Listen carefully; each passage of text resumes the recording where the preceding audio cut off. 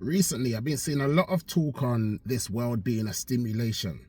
Now, I'm not really with that topic, but I'm going to add something to the mix. You know what I was thinking?